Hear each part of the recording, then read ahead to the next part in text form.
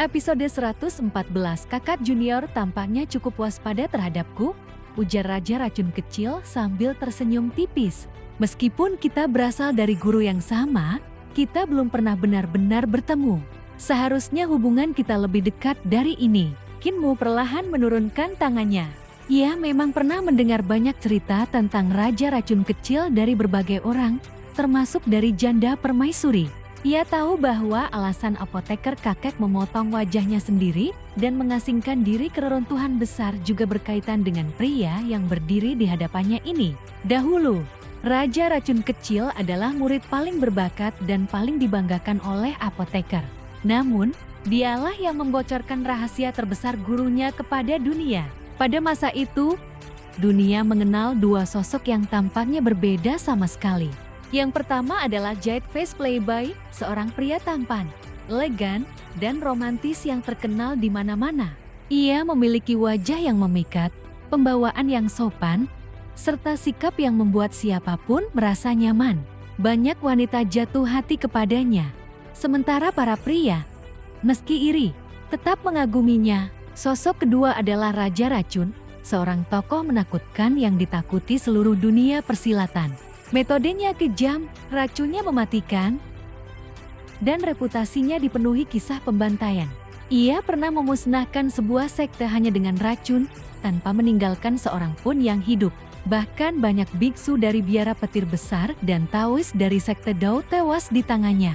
Meskipun tingkat kultivasinya tidak tergolong tertinggi, kemampuan racunnya telah mencapai puncak. Berbagai kekuatan besar, baik dari jalur lurus maupun jalur iblis, pernah bekerja sama untuk memburunya.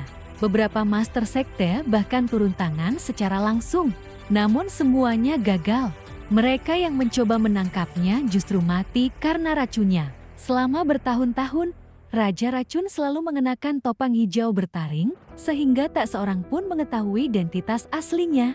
Hingga akhirnya Raja Racun Kecil membocorkan rahasia itu. Dunia pun mengetahui bahwa Raja Racun dan Jade Face Playboy ternyata adalah orang yang sama. Sejak saat itu hidup sang apoteker berubah total. Musuh-musuhnya ingin membunuhnya, sementara para wanita yang mencintainya saling bermusuhan. Bahkan janda permaisuri ikut terlibat dalam kekacauan tersebut. Pada akhirnya apoteker memotong wajahnya sendiri, meninggalkan identitas lamanya, lalu bersembunyi di reruntuhan besar selama puluhan tahun. Namun hidup Raja Racun Kecil sendiri tidak jauh lebih baik. Banyak wanita yang marah karena pengkhianatannya melampiaskan kemarahan kepadanya. Ia diburu kemana-mana dan hampir dipaksa bersembunyi seperti gurunya. Beruntung baginya, Imperial Preceptor menerimanya dan memberinya perlindungan. Kinmu hanya mengetahui kisah-kisah itu dari desas-desus. Ia tidak tahu seluruh kebenarannya. Namun satu hal yang pasti, kemampuan Raja Racun Kecil dalam menggunakan racun sudah mendekati, bahkan mungkin melampaui gurunya sendiri. Kaisar Yanfeng tersenyum dan berkata, "Aku memanggil kalian berdua karena kalian sama-sama murid Raja Racun Wajah Jiok. Yang satu ahli racun, yang satu ahli pengobatan. Jika kalian bekerja sama, mungkin luka Imperial Preceptor dan aku bisa disembuhkan." Kinmu membalas senyumnya. "Atas perintah yang mulia. Kebetulan, aku juga ingin melihat kemampuan kakak, seniorku." Raja Racun Kecil mulai memeriksa kondisi Kaisar Yanfeng dan hasil perawatan yang sebelumnya dilakukan Kinmu. Senyum aneh muncul di wajahnya. "Kemampuanmu cukup baik. Kau bisa menetralisir racun 1000 peluang hanya dalam semalam." Di sisi lain, Kinmu memeriksa kondisi Imperial Preceptor. "Kemampuanmu juga tidak buruk," jawabnya tenang. "Cara penggunaan racun 1000 peluangmu sangat mengesankan." Tiba-tiba sebuah kutil di tangan Raja Racun Kecil pecah. Beberapa laba-laba transparan keluar dan memintal benang tipis menuju pusat alis Kaisar Yanfeng. Mereka kemudian masuk ke dalam harta karun rok Kaisar. "Aku sebenarnya tidak berniat meracuninya sampai mati," kata Raja Racun Kecil santai. "Dengan kemampuanku, meracuni seorang master sekte bukanlah hal sulit." Kinmu tetap tenang. "Bahkan jika kau berhasil meracuninya sampai mati, aku masih bisa menyelamatkan jiwanya dan menghidupkannya kembali setelah racunnya dibersihkan. Lagi pula, seorang master sekte tidak mudah dibunuh hanya dengan racun." Ia menatap Raja Racun Kecil dengan senyum tipis, bahkan tanpa bertemu langsung. Seorang Master Sekte punya 1000 cara untuk membuat seseorang mati tanpa jejak. Jika suatu hari kau ditemukan tewas di selokan, mungkin kau akan mengerti maksudku. Benarkah? Tanya Raja Racun Kecil. Tentu saja, tatapan keduanya saling bertemu. Meskipun tidak ada serangan yang terjadi, suasana di ruangan itu langsung menjadi tegang. Niat membunuh yang samar mulai memenuhi udara. Kaisar Yan Feng dan Imperial Preceptor saling berpandangan. Mereka merasa lebih khawatir terhadap kedua tabib ini dibandingkan luka mereka sendiri. Melihat situasi yang semakin tidak nyaman, Ling Yuxiu segera menyela. Perawatan lebih penting daripada saling mengancam. Imperial Preceptor berdeham. Kalian berdua berasal dari guru yang sama. Bisakah kita fokus pada penyembuhan terlebih dahulu? Raja Racun Kecil mengangguk. Untuk luka Kaisar, aku punya rencana. Karena harta karun surgawinya rusak, kita mungkin bisa menggantinya dengan milik orang lain. Kaisar Yan Feng mengerutkan kening. Seberapa besar peluang keberhasilannya? Raja Racun Kecil terdiam sesaat. Sulit dikatakan. Aku lebih ahli dalam membunuh daripada menyelamatkan. Kinmu kemudian menjelaskan pendapatnya mengenai luka Imperial Preceptor. Masalah utamanya bukan pada tubuhnya, melainkan sisa seni dewa yang ditinggalkan makhluk ilahi. Jika ada puluhan ahli setingkat Master Sekte yang membantu menekannya, Imperial Preceptor mungkin bisa memurnikannya. Sendiri, Imperial Preceptor menggeleng, mengumpulkan. Begitu banyak ahli bukan perkara mudah. Ia memandang kedua murid apoteker itu. Mungkin kalian berdua harus bekerja sama. Raja Racun Kecil memandang Kinmu. Guru kita bisa menggunakan racun untuk memperkuat obat dan obat untuk memperkuat racun. Seberapa jauh kemampuanmu? Kinmu menjawab tenang.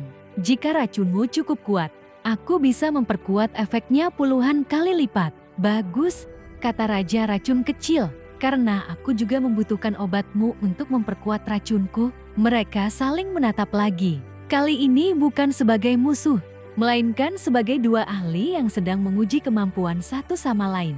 Keduanya segera menulis resep masing-masing dan meminta istana menyiapkan bahan-bahan yang diperlukan.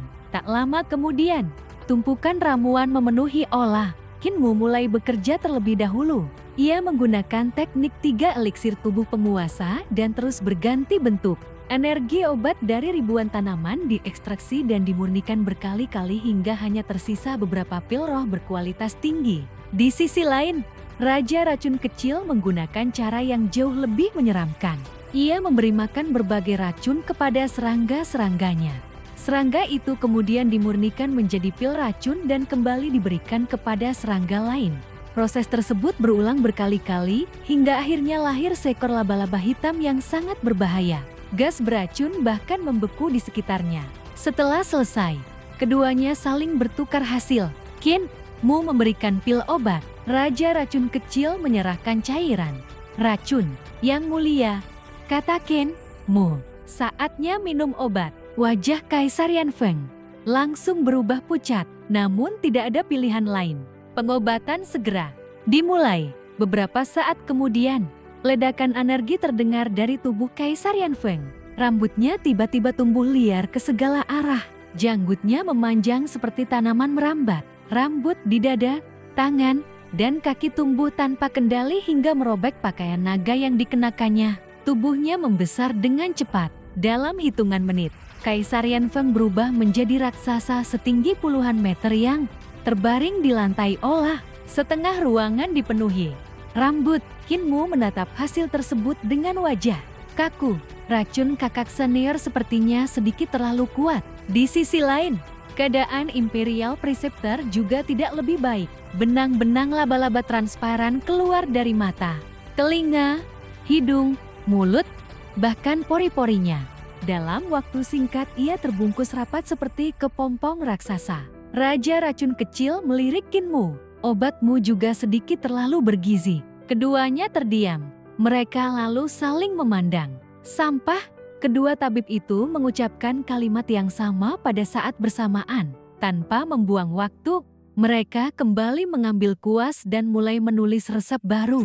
Kaisar Yanfeng yang tertimbun rambut dan Imperial Preceptor yang terbungkus kepompong hanya bisa pasrah.